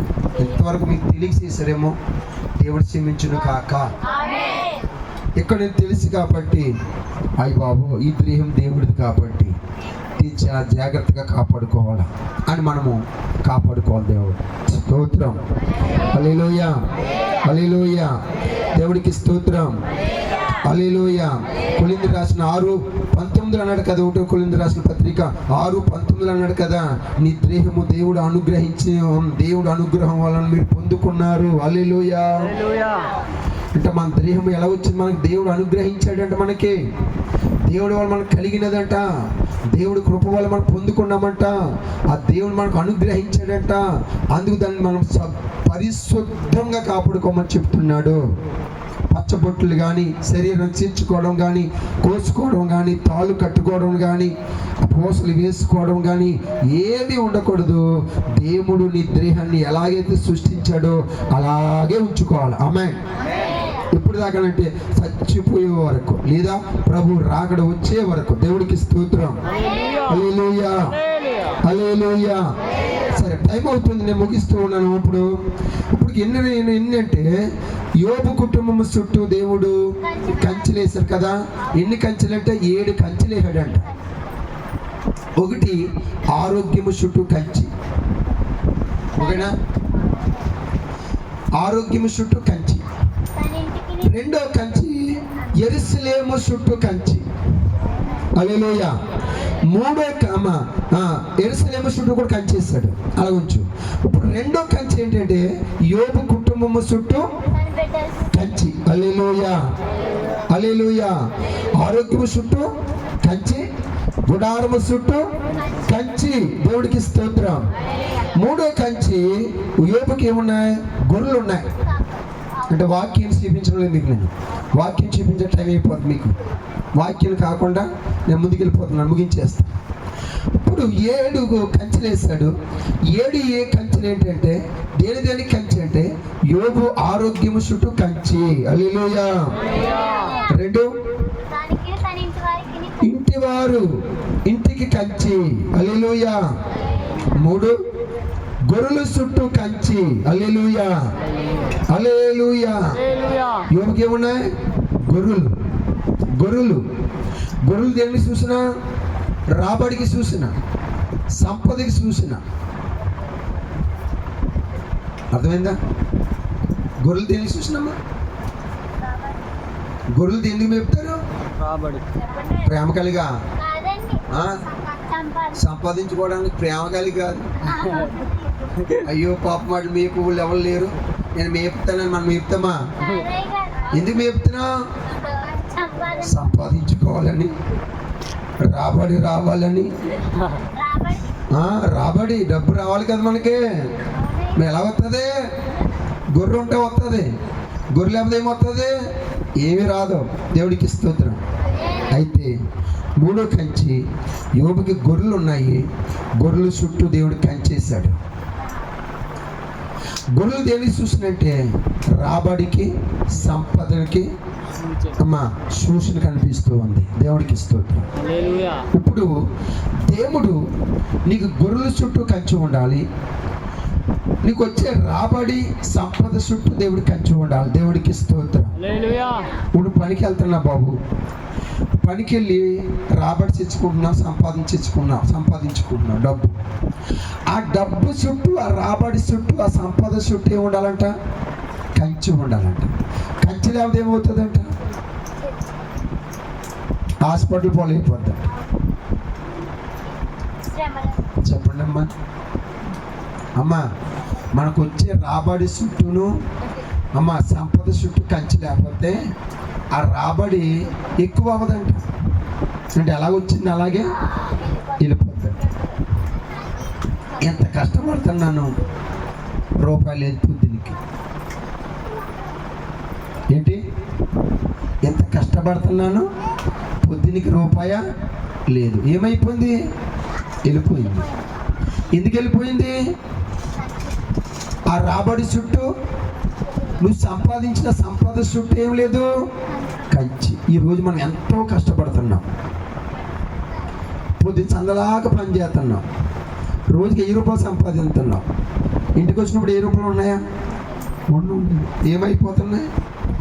కొంతమంది తాగుడికి, కొంతమంది పేకాటకి, కొంతమంది హాస్పిటల్కి, కొంతమంది రోగాలకి, కొంతమంది ఇంట్లో ఖర్చులకి, కొంతమంది ఏమో సినిమాలకి అమ్మ ఇలాంటి వెళ్ళిపోతున్నాయి. అందుకే దేవుడు అన్నాడు యోబుకి, యోబు అంత కోటేశ్వరుడు అవడానికి కారణం చెప్పనా? అంత సంపాదపరుడు అవడానికి కారణం ఏం చెప్పనా? యోబు గొర్రెల చుట్టూ, రాబడి చుట్టూ, సంపద చుట్టూ దేవుడు కంచేశాడంట. దేవుడికి స్తోత్రం. ఈరోజు మన రాబడి చుట్టూ, మన సంపద చుట్టూ ఏముండాలా? దేవుడి కంచి ఉంటే నువ్వు సంపాదించిందంత నీకు నిలవ కాపాడుతుంది. నీ సంపద పెరుగుతూ ఉంటుంది, ఆ రోజుకి ఎక్కువ అవుతూ ఉంటుంది. హల్లెలూయా. ఆ రోజుకి నీ సంపద ఎక్కువైపోతూ ఉంటుందంట. దేవుడి కంచి ఉంటే. కంచి లేకపోతే కరిగిపోతూ ఉంటుందంట. దేవుడికి స్తోత్రము. హల్లెలూయా. అందుకే దేవుడు యోబు గొర్రెల చుట్టూ కంచి వేశాడు, రాబడి చుట్టూ కంచి వేశాడు, సంపద చుట్టూ కంచి ఉంది. అందుకే యోబు ఆ దేశానికి ఒక ఉన్నతమైన వాడిగా దేవుడు దీవించబడ్డాడు. ఆమేన్. హల్లెలూయా. 4వ కంచి ఏంటంటే యోబుకి ఏమున్నాయంటే ఒంట్లు ఉన్నాయి. లేవా? ఇప్పుడంటే ఫ్లైట్లు వచ్చాయి, కార్లు వచ్చాయి, ట్రైన్లు వచ్చాయి, బళ్ళు వచ్చాయి, సైకిళ్ళు వచ్చాయి, ప్రయాణం చేయడానికి ఆటోలు వచ్చాయి. ఆ కాలంలో ఏమీ లేవు. మరి ఏమున్నాయి? అప్పుడు ఒంట్లు ఉండేయంట. అప్పుడు ప్రయాణం ఎలా చేసేవారంట? ఒంట్ల మీద ప్రయాణం చేసేవారంట. హల్లెలూయా. అబ్రహాము కుమారుని ఇస్సాకుకు పెళ్లి సంబంధం అడగడానికి ఎలియాజరు వెళ్ళినప్పుడు వాళ్ళు ఎలాగ వెళ్ళారంటే ఒంట్ల మీద వెళ్ళారంట. హల్లెలూయా. ఒంట్ల మీద ప్రయాణం చేశారంట. దేవుడికి స్తోత్రం. యాకోబు ఐగుప్తు నుండి మామగారి ఇంటిగా నుంచి తండ్రి ఇంటికి వచ్చినప్పుడు కూడా తన భార్య, తన బిడ్డలందరూ కూడా ఒంట్ల మీద ఎక్కి ప్రయాణం చేయించారంట. దీని గురించి వాక్యం అన్నాయి. వాక్యం చెప్పడానికి మీకు టైం లేదు, చెప్తాను. హల్లెలూయా. ఒంటి దేనికి చూసినట్టే ప్రయాణానికి చూసిన. హల్లెలూయా. అంటే చూసిన అంటే నీ ప్రయాణం చుట్టూ ఇప్పుడు ఏముండాలి? దేవుడు కంచి ఉండాలి. ఉందా? ఈరోజు చూడండి, చాలామంది ప్రయాణం చేస్తూ ఉన్నారు, ఎన్నోటి తిరిగి రావడం లేదు. మధ్యలో యాక్సిడెంట్లు జరుగుతున్నాయి, ప్రమాదాలు జరుగుతున్నాయి, ఆపదలు జరుగుతున్నాయి, నష్టాలు జరుగుతున్నాయి, గాయాలు జరుగుతున్నాయి. చాలామంది చనిపోతూ ఉన్నారు రోడ్ల మీద. ఎందుకు జరుగుతుంది ఇలాగా? చెప్పండి, ఎందుకు ఇలా జరుగుతుంది? వాళ్ళ చుట్టూ ఏమి లేదు, దేవుడు కంచి లేకపోవడం వల్ల ప్రయాణాలు, ఆపదలు జరుగుతున్నాయా, ప్రమాదాలు జరుగుతున్నాయి, మరణాలు జరుగుతున్నాయి, యాక్సిడెంట్లు జరుగుతున్నాయి, ఎంతోమంది చచ్చిపోతూ ఉన్నారు. హల్లెలూయా. హల్లెలూయా. అందుకని ఈ ఒంటు ప్రయాణం చూసిన ప్రయాణము చుట్టూ దేవుడు కంచి ఉండాలి. ఆమేన్. నీ కుటుంబంలో ఎవరు ప్రయాణం చేసినా ఆ ప్రయాణము చుట్టూ దేవుడు కంచి ఉండాలని మన ప్రయాణం చేసినప్పుడు మనం ఏం చేయాలంటే దేవుడి సన్నిధానంలో మోకరించి ప్రార్థించుకుని మనం వెళ్ళాలి. ఆమేన్. హల్లెలూయా. అంతేగాని బండికి తుళ్ళు వెళ్ళిపోవడం కాదు, ఆటోకి తుళ్ళు వెళ్ళిపోవడం కాదు. నువ్వు బయలుదేరే ముందు నీ ఇంట్లో మాకరించి, ప్రభువా నేను పట్టణానికి వెళ్తున్నానయ్యా, ప్రయాణం చేస్తూ ఉన్నానయ్యా, పని మీద వెళ్తున్నానయ్యా, అయ్యా నా ప్రయాణము చుట్టూ నీ కంచేయ్యా, నా వాహనము చుట్టూ కంచి వేయ్యా, నా చుట్టూ కంచి వేయి ప్రభువా, నా రాకపోకల చుట్టూ కంచి వేయి ప్రభా, నేను క్షేమముగా వెళ్ళాలి, క్షేమంగా నా కుటుంబం తిరిగి రావాలి ప్రభా అని మనం ఏం చేయాలంటే ప్రార్థన చేసుకుని ప్రయాణం చేయాలండి. క్రైస్తవులు ప్రార్థన చేసుకోకుండా, మనము మన చుట్టూ కంచేసుకోకుండా, మనము కంగారుగా తొందరగా వెళ్ళిపోయి ముక్కో. బయట ఎవడున్నాడు? అపవాది ఉన్నాడు. అది ఏం చేస్తాడు? కాటు వేస్తాడు. ఏం కాటు? యాక్సిడెంట్ అనే కాటు వేస్తాడు. ఆ యాక్సిడెంట్లు ఏమవుతాడు? చచ్చిపోతారు. చూసారు ఎంతమంది చచ్చిపోతున్నారు ఇప్పుడు చెప్పండి? చాలామంది యాక్సిడెంట్లు. ఇంట్లోంచి బయటికి వెళ్ళిన ఇంట్లో రాకుండా చచ్చిపోతున్నారు పాపం. ఎందుకు ఇలా జరుగుతున్నాయి అంటే, ప్రియమైన దేవుడి బిడ్డలారా, మన చుట్టూ దేవుడు కంచి ఉండాలి. ఆమేన్. ఆ కంచి ఉండాలంటే నువ్వు ప్రయాణం చేసినప్పుడు ప్రభు దగ్గర నువ్వు పాదాలు వంగి మోకరించి ప్రభువుని అడిగి ప్రార్థన చేసుకుని నువ్వు ప్రయాణం చేయగలిగితే నీ చుట్టూ దేవుడు కంచి వేస్తాడు. ఆమేన్. కంచి ఉంటుంది. ఆ కంచి ఉంటే అపవాది నిన్ను ముట్టుకోడు. ఆమేన్. ఏమి చేయలేడు. నిజంగా మేము అంత దూరం నుంచి ఇన్ని కిలోమీటర్లు ప్రయాణం చేస్తున్నామంటే అది మా వల్ల జరిగేది కాదు. అయితే దేవుడే మా చుట్టూ, బండి చుట్టూ ఏముందంటే కంచి. ఆమేన్. కంచి. ఆమేన్. హల్లెలూయా. 200 కిలోమీటర్లు 300 కిలోమీటర్లు బండి మీద నేను ప్రయాణం చేస్తూ ఉన్నాను సేవకి.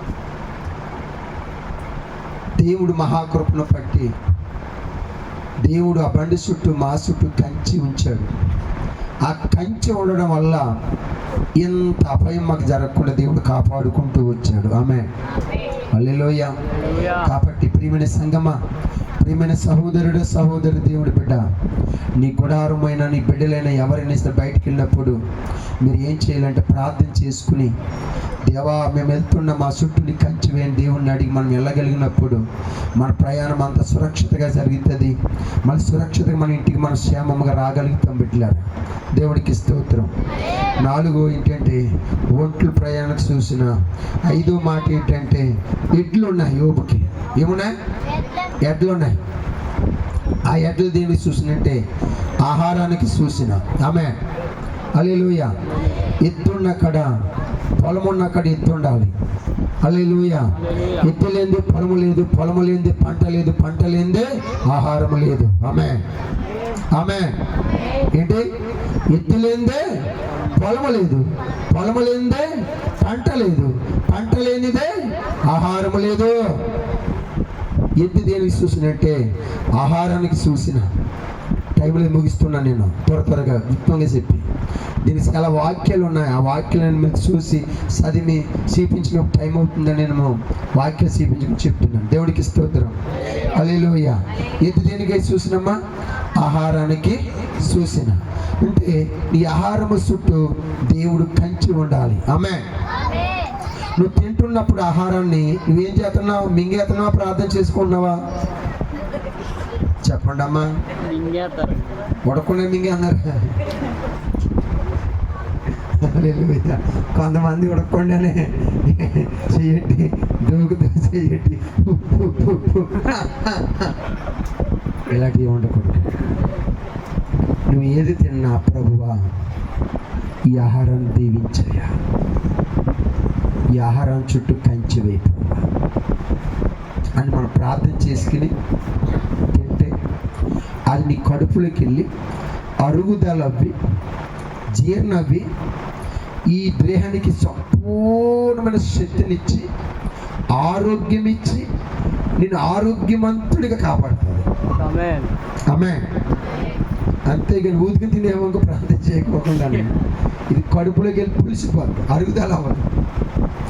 అరుగుదల అవ్వకపోతే ఏమవుతుంది? కుళ్ళిపోద్ది, లోనికి వెళ్ళింది. అర్థమైందా? కుళ్ళిపోయింది ఏమవుతుంది? దాంట్లో పాము అవుతుంది, గ్యాస్ పాము అవుతుంది. పొట్ట బుబ్బు ఉంది బాబోయ్, పొట్ట బుబ్బు ఉంది బాబోయ్, పొట్ట 9 నెలలాగా వచ్చేసింది బాబోయ్.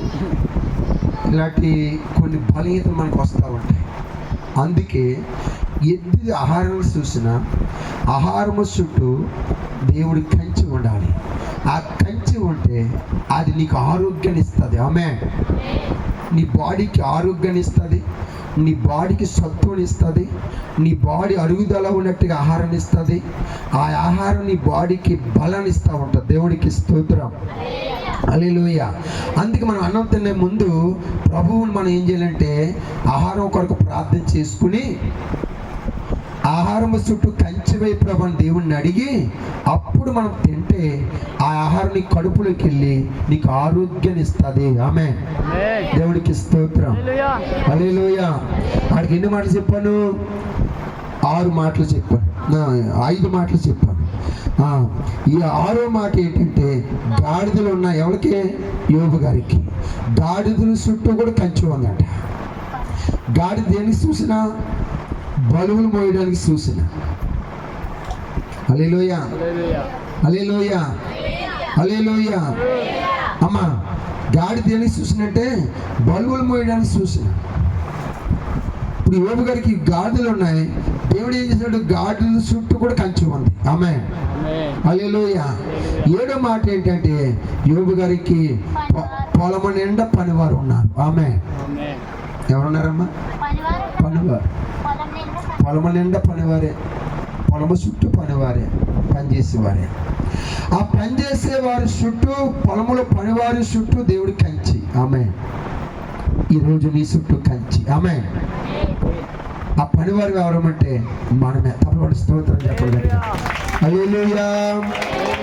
దేవుడు పనివారు, మనం ఎవరు? ఇప్పుడు దేవుడు పనివారు మనము. అని పనిచేసే వారి చుట్టూ ఏముంది? దేవుడు కంచి ఉంది, దేవుడు కాపుదల ఉంది, దేవుడు భద్రత ఉంది, దేవుడు రక్షణ ఉంది, దేవుడి క్షేమం మన చుట్టూ ఉంది. ఆమె తప్పకుండా స్తోత్రం చెప్తాం గట్టిగా. హల్లెలూయా. ఇన్ని కంచెలు ఉన్నాయి యోబు గారి చుట్టూను. మరి మన చుట్టూ ఏమున్నాయి చెప్పండి? మరి మనకుందా? నువ్వు అడిగవా ప్రభుని? ప్రభువా, నా కుటుంబం చుట్టూ, నా చుట్టూ, నా భార్య చుట్టూ, నా బిడ్డల చుట్టూ, నా కలిగిన గొర్రెలు, మేక, మందలు, ఎడ్లు, పశువులు ఇవన్నీ మాకున్నాయి. ఎన్నాటి చుట్టూ మాకు కంచి వెయ్యా అని ప్రార్థన చేస్తున్నావా? చెప్పండి బిడ్డలారా. ఎందుకంటే కంచి కొడితే పాము కరుతుంది. హల్లెలూయా. హల్లెలూయా. కంచి లేకపోతే పాము కరుస్తుందట. హల్లెలూయా. అందుకని దేవుడిసిన కంచి మనం కొట్టకూడదు. ఈరోజు చాలా మంది క్రైస్తవులు దేవుడు వేసిన కంచిని పాడు చేసుకుంటున్నారు. హల్లెలూయా. హల్లెలూయా. హల్లెలూయా. కాబట్టి ఈరోజు దేవుడు మన చుట్టూ ఏం వేస్తాడంటే కంచి వేస్తాడు. ఆ కంచి నీ ప్రాణం ఉన్నంత వరకు దాన్ని మనం కాపాడుకోగలగాలి. ఆ కంచిలోనే ఉండాలి, ఆ కంచి వాడైనా ఉండాలి. కానీ కంచి అవతలకు మనం వెళ్ళకూడదు. కంచి బయట మనం వెళ్ళకూడదు. బయట అంటే లోకం వైపు మనం చూడకూడదు. వెళ్ళామంటే ఆ లోకంలో ఏముందంటే గట్టు సర్పం ఉంది, అది పాము. గట్టు సర్పం ఉంది, అది మనుషులు ఏం చేస్తుందంటే కరుస్తుంది, చంపుతూ ఉంది. హల్లెలూయా. హల్లెలూయా. హల్లెలూయా. మరి పాము కడితే ఏమవుతాము? చనిపోతాము. అందుకే దేవుడు అంటున్నాడు కంచిని కొట్టకండి. హల్లెలూయా. నా కంచిని కొట్టకండి. నా కంచిలో మీరు ఉంటే మీకు రక్షణ ఉంది, భద్రత ఉంది, కాపుదల ఉంది, క్షేమముగా మీరు ఉంటారు. ఆమేన్. మరి ఈరోజు ప్రభా నా కుటుంబం క్షేమముగా ఉండాలయ్యా, నా కుటుంబానికి కంచి ఉండాలి ప్రభా, రక్షణని కంచి ఉండాలి ప్రభా, నీ కాపుదల ఉండాలి ప్రభా, నీ భద్రత ఉండాలి ప్రభా అని నువ్వు ప్రార్థన చేయగలిగితే దేవుడు ఎంతవరకు ఒక కంచెను కొట్టి బయటికి వెళ్ళిపోయావేమో మళ్ళీ నువ్వు చేసిన ప్రార్థన దేవుడు ఆలకించి క్షమించి మళ్ళీ దేవుడు ఏం చేస్తున్నాడంటే ఈరోజు నీ ఇంటి చుట్టూ కంచె వేయబోతున్నాడు. తప్పకుండా స్తోత్రం అని చెప్పండి. నీ సంఘము చుట్టూ కంచి, నీ మందిరము చుట్టూ కంచి, నీ గుడారము చుట్టూ కంచి, నీ చుట్టూ కంచి, నీ బిడ్డల చుట్టూ కంచి, అందరి చుట్టూ కంచి దేవుడు వేస్తా ఉన్నాడు. ఈ కంచిని రాకడ వరకు, ప్రభు రాకడ వరకు, లేదా నీ ప్రాణము నా ప్రాణం ఉన్నంత వరకు ఆ కంచిని మనం కాపాడుకోగలిగితే మనకు ఆ కంచిలో ఏముందంటే భద్రత ఉంది. హల్లెలూయా. ఆ కంచిలో ఉన్నంత వరకు మనల్ని ఎవ్వడు ఏమీ చేయలేడు. అపవాది మనల్ని ఏమీ కాటు వేయలేదు. ఎందుకంటే నువ్వు దేవుడు కంచిలో ఉన్నావు. ఆమేన్. దేవుడు కంచిలో ఉన్నావు కాబట్టి, దేవుడు కంచి నీకు ఉంది కాబట్టి నీకు భద్రత ఉంది, క్షేమం ఉంది, కాపుదల ఉంది, రక్షణ కూడా నీకు ఉన్నది. రక్షణ కావాలా, కాపుదల కావాలా, భద్రత కావాలా, క్షేమముగా ఉండాలి ప్రభా అని అనుకుంటున్నావా? ఇవన్నీ నీకు ఉండాలంటే నువ్వు దేవుడు వేసిన కంచి కొట్టడానికి వీలు లేదు. ఆ కంచి నువ్వు కాపాడుకోమని దేవుడు చెప్తూ ఉన్నాడు. ఆమేన్. హల్లెలూయా, హల్లెలూయా, హల్లెలూయా. అయ్యా, ఈరోజు నా ఇల్లు చుట్టూ కంచి వేయి ప్రభా, నా చుట్టూ కంచి వేయి ప్రభా, నా బిడ్డల చుట్టూ కంచి వేయి ప్రభా, నా సంఘము చుట్టూ కంచి వేయి ప్రభా, నాకు కలిగిన యావస్తు అంతటి మీద నీ కంచి కావాలి ప్రభాని ఏ వ్యక్తి అయితే ఇప్పుడు మోకరించి ప్రార్థన చేయగలుగుతారో వారి గృహాల మీద దేవుడు కంచి దిగబోతూ ఉంది. దేవుడు కంచి వేయబోతున్నాడు. దేవుడు కాపుదల రాబోతుంది. దేవుడు ఒక భద్రత రాబోతుంది. దేవుడు రక్షణ ఉండబోతుంది. దేవుడు క్షేమాన్ని ఇవ్వబోతూ ఉన్నాడు. ప్రార్థన చేద్దాం, అందరం ప్రార్థన చేద్దాం, అందరం ప్రార్థన చేద్దాం, అందరూ ఒక నిమిషం ప్రార్థన చేద్దాం. అందరం మోకరించి ప్రార్థన చేయండి. ప్రభువా, ఈరోజు మాతో నువ్వు మాట్లాడావు ప్రభా, అందరూ మాతో నువ్వు మాట్లాడావు ప్రభా, మాతో నువ్వు మాట్లాడావు ప్రభా. ఇంతవరకు మా చుట్టూ కంచి ఉన్న సంగతి మాకు తెలియదయ్యా. కంచి కోసం మాట్లాడా ప్రభా, ఈరోజు కంచి కోసం మాట్లాడా ప్రభా.